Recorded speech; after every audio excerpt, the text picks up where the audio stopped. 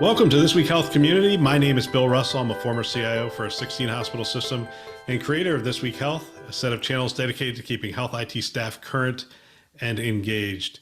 Today, we have an interview in action from the 2023 fall conferences of Chime in San Antonio and Health in Las Vegas. And we want to thank our show sponsors who are investing in our mission to develop the next generation of health leaders. And they are Olive, Rubric, Trellix, Medigate, and F5. Check them out at thisweekhealth.com. And here we go. All right, here we are from the Health Conference, Health 2022 from Las Vegas. And we're joined. Why don't you introduce yourself and talk a little bit about your company? Absolutely. So my name is Suraj Kapa. I'm the Chief Medical Officer and SVP of Healthcare for TripleBlind. Effectively, what TripleBlind is a way to allow for data to be collaborated on in a way that's fully privacy preserving, that allows for the data to be automatically de-identified, anonymized across global jurisdictions, and allow for governance controls by the data owner to allow for data collaborators to use that data in a way that is approved by those data owners. So you can think of it kind of like a zero trust, privacy preserving data collaboration tool. So the problem that you're solving is for research, or are there other applications as well? So it's actually for a broad array of applications and principles. So I mean, I'm a physician by background, and I've done a lot of research in my life. And one of the biggest problems we always get into is the fact that the more data we have access to from the more diverse groups, the better our algorithms, the better our statistical understanding of how a population is doing, the better even the future digital tools that are going to be created or will be. The problem is health data is very sensitive. Right. You have all of the information about individuals that you need to strip out of that data, but even if you do that, when you think about bringing all this data together, you can still potentially identify individuals through their attributes or features. And how do you ultimately prevent those risks? Through technology. And that's what we're trying to solve. So this, it doesn't happen often, but they talk about re-identifying from de-identified data. How much of a risk is that? It's actually a bigger and bigger risk as tools are evolving more and more on the attacker side, so to speak. So let's think of a couple of examples. So an individual wants to train a new technology or new tool to predict outcome of head and neck cancer. So you're doing it off of image data from DICOM CT data. The problem is you send these CTs even without name, date of birth, or anything else to a data user. But you know what? Modern tools can reconstruct the face from the CT scan. It's pretty easy to do a reverse image search on Google and figure out who the person is. Second example. Social determinants of health are huge. The fact of understanding how income level, society, environment impact health outcomes is becoming more and more obvious in terms of getting to better health outcomes. So you want to say, well, how do chemotherapy outcomes correlate pancreatic cancer with income level? So now you take some income level information, take some health information, and you find the billionaire who was treated for pancreatic cancer a few years ago. And we all can kind of know who that is. Right. It's interesting. So as I'm looking at more and more of these platforms, these health systems are coming together, they're forming, I don't know, consortiums, if you will, and they're bringing this data together. That's where you guys come into play, isn't it? So I'm a CIO and they're saying, hey, share your data, move it over here.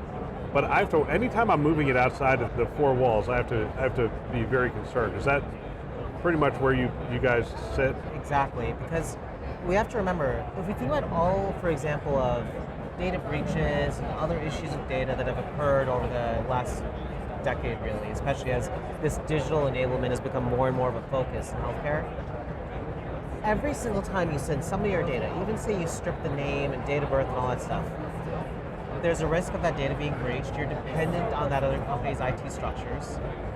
Number two, you lose control over how that data is used. You as a data owner might have an interest in doing your own research with that data, developing your own algorithms, partnering with more than one organization in order to scalably offer benefit in digital health. But as soon as you move that data out of your four walls, you lose that kind of governance over how, when, why, and for what purpose that data is being used. I mean, why is your solution better than, because I hear everybody say, hey, we're de-identifying the data, we're good to go. And I mean, what's your secret sauce is essentially what I'm asking. Okay, so the way we do it is this. We are a pure software approach that sits behind the firewall of the organizations that are collaborating. We have a patented one-way encryption that basically transforms the data into what we call computational material that can never be reconstructed. All of the analytic operations are happening on that computational material. So what happens is, the only identifiable data always sits behind the firewall. The computations are happening on this encrypted computational material that we have mathematical proofs of quantum safe can never be reconstructed. So we're not just de-identifying, which unfortunately is also an arduous process through traditional means, but we're actually anonymizing. Because the data cannot be reconstructed, not just in terms of name, date of birth, etc., but any other piece of information, such as that face image example that I explained earlier. So as a researcher, I never really get next to the data. I mean, I get next to it, but I put my algorithm in, I do the computational aspect of it, and then I get a result back. I can't really look at the raw data itself. Exactly. We do have ways that a researcher can semantically understand what is represented in the data. So we call it mock data that allows a user to say, oh, there's information about gender, this is how they represent it. There's information about what the cancer type they have is. However, the thing is, so I've done a lot of research in my career. I've published probably 200, 250 papers. The thing is, once I've actually abstracted the data into spreadsheets, etc., I never want to look at a cell again. I just want to know what the average age is across this column. I want the output once I have the data represented into my spreadsheet. So that's what we facilitate the analyzer to do, the data user to do. We allow them to gain that insight, but not without having to actually touch the real data. So is the person you're talking to at the health system the privacy officer, or is it legal and compliance, or is it a data officer, CIO? I mean, who are you talking to? It sounds like all of them. So in fact, we touch the needs of all of those groups. So in fact, in the end, even though we might come in through one specific vertical, we actually address the needs of all of them. We address the needs of the chief digital officer, chief data officer, CIO, who has an interest in how do I create opportunities to allow for more seamless collaboration with external entities, other hospitals, research orgs, pharma, etc., in order to enable this broad access to my data. The chief privacy officer who's arguing, wait a second, how do I ensure that I'm not violating the privacy of our patients? And the legal and legal counsel folks, because they're saying, well, we have all these policies for compliance and how the data is de-identified, but when you have a broad automated solution to solve that issue, it solves the logistical legal hurdles and compliance hurdles here in a more seamless fashion. It solves the privacy concerns here while enabling the core processes that the CDO, CIO are expected to allow for their institution to be involved in. All right, we'll get back to our show in just a minute.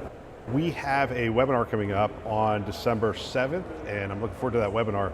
It is on how to modernize the data platform within healthcare, the modern data platform within healthcare, and I'm really looking forward to the conversation. We just recorded 5 pre-episodes for that, and so they're going to air on Tuesday and Thursdays leading up to the episode, and we have a great conversation about the different aspects, different use cases around the modern data platform and how agility becomes so key and data quality and all those things. So great conversation, looking forward to that. Wednesday, December 7th at 1 o'clock. Love to have you join us. We're going to have health system leaders from Memorial Care and others. CDW is going to have some of their experts on the show as well. So check that out. You can go to our website, thisweekhealth.com.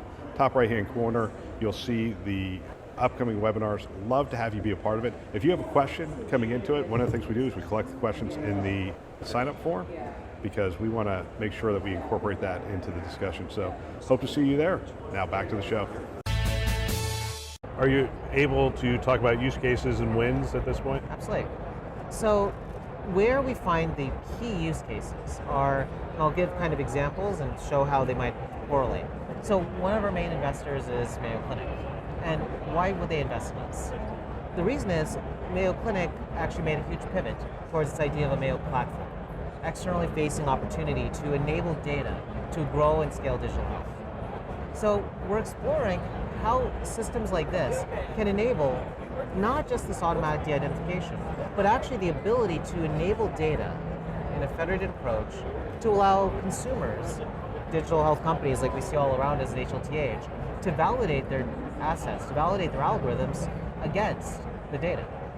So if we think about it, the clear-cut use case is everything from knowing what everybody's saying actually works in a faster fashion, allowing broader access to more diverse data loads to develop algorithms that actually are representative of populations, and ultimately doing it in a way that creates assurances over everything we talk about, privacy, security, etc. That's really interesting. So digital health startup comes to Mayo and says, we've got a new algorithm that does fill in the blank.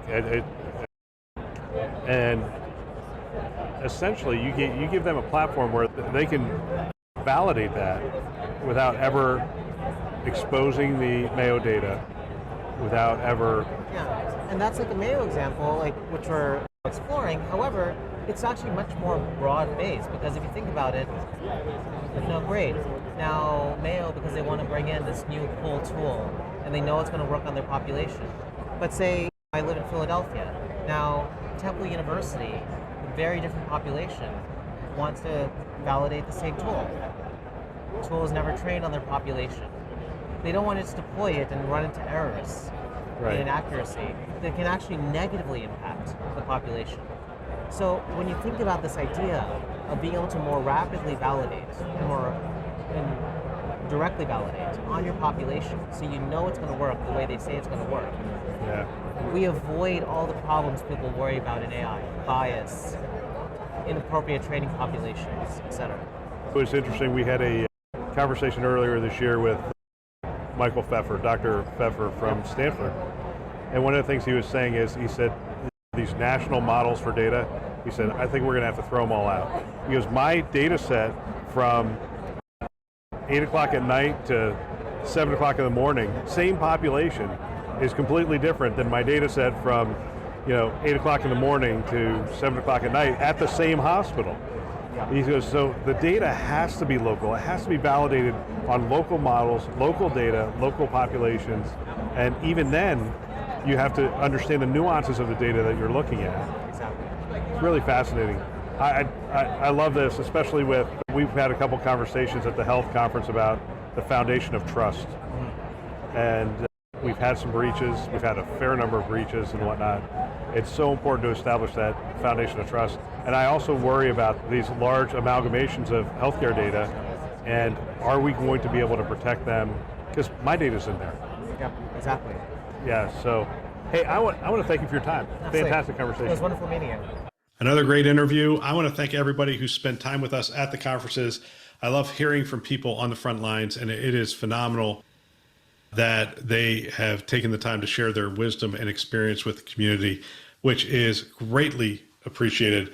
We also want to thank our channel sponsors one more time who invest in our mission to develop the next generation of health leaders. They are Olive, Rubrik, Trellix, Medigate, and F5. Thanks for listening. That's all for now.